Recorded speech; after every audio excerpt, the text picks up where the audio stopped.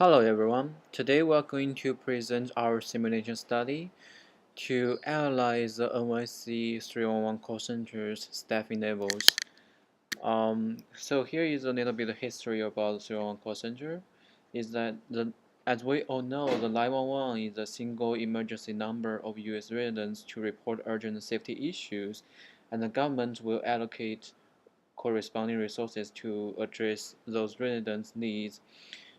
As the call volumes overwhelms the call center, the government is kind of designed a non-emergency call number that is 311 that is to resolve the general residents general inquiries like information regarding road closures or some illegal traffic parkings. Here is as we can see from this graph, we have the call process flows into the 311 call center. Every customer's call will sit with the interactive voice system first. Then the customer will decide whether they want to be serviced by the system or they want to be serviced by a real person.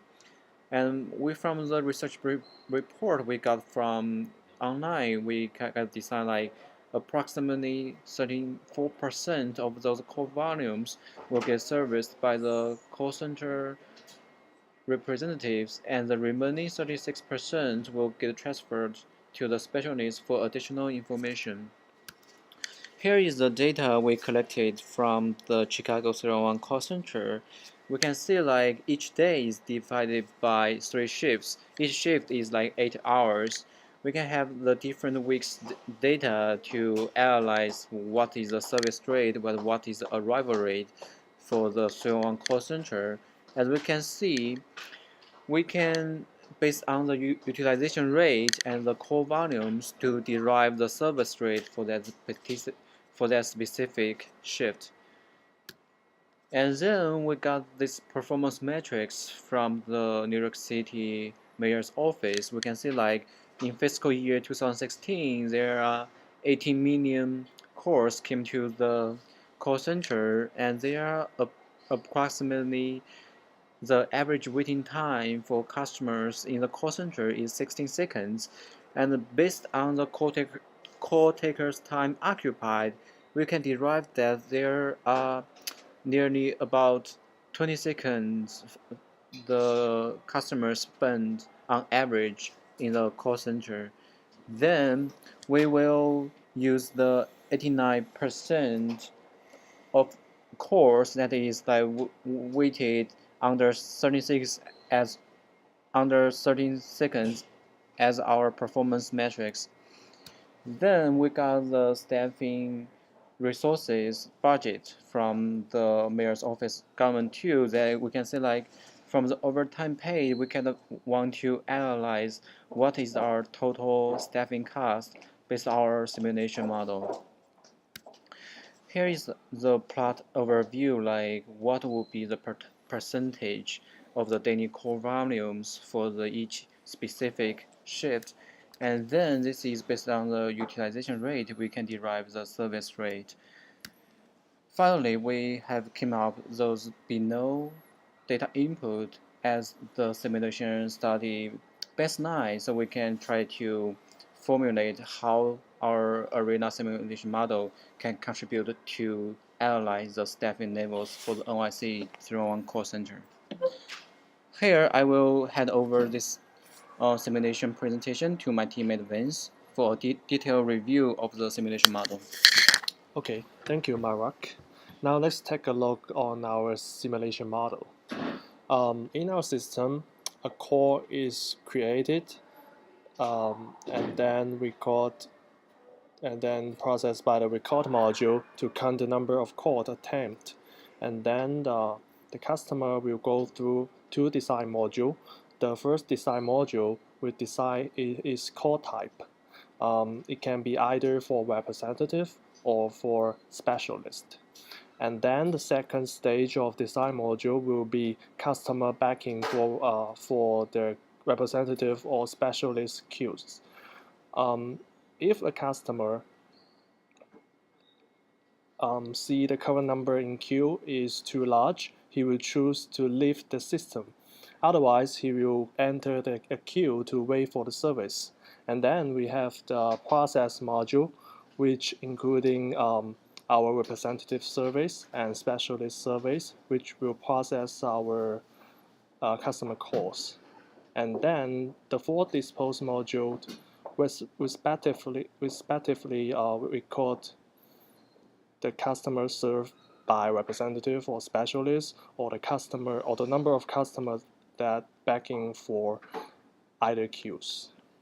Now let's take a close look at our create module.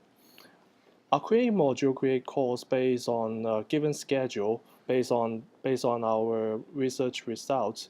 A day is divided into three periods, starting from 7 a.m., 8 hours per duration, and a certain value of the arriving rate of the customer call is specified for each durations. And then we can look at our two-stage design module. The first design module will be design call type. We assume the percentage that a customer call is for the representative service of 64% based on our research results. And the second stage of the design module will be a customer begging for queue. And this will be a two-way by condition type, which is based on the current number in queue. That is, when a customer see the current number in queue is less than or equal to a certain number, which is a global variable we specify in our later steps.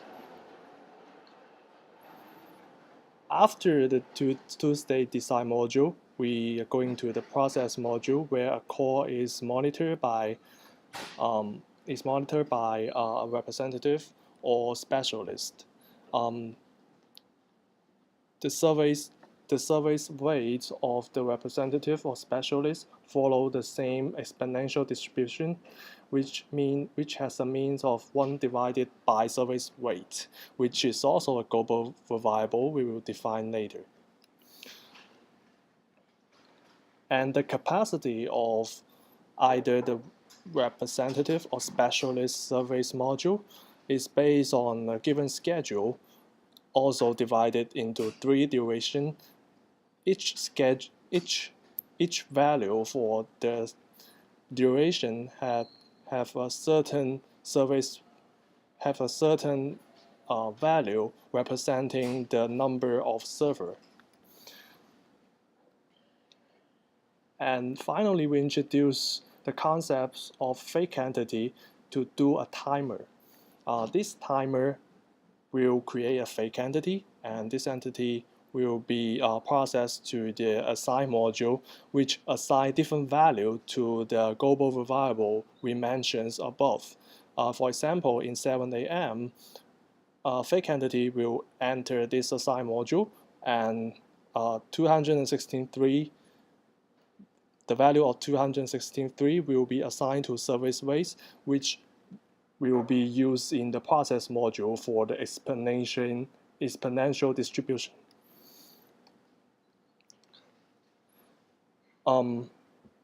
The initial performance of our system is calculated based on our assumed staffing level, which have this input. And as we can see, the average total time here is larger than 20 seconds, which means we need to modify our staffing level to reach a better results for average utilization or average waiting time. So we design 4 scenarios. We design 4 staffing levels to produce 4 scenarios. The first scenario, second scenario, 3, and 4th.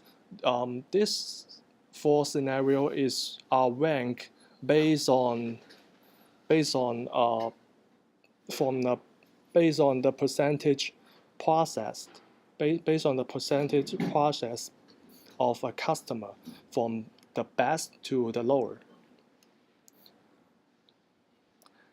And since we mentioned our design metrics, which average total time should be less than 20 seconds, backing percentage less than 5%, and average waiting time less than 16 seconds.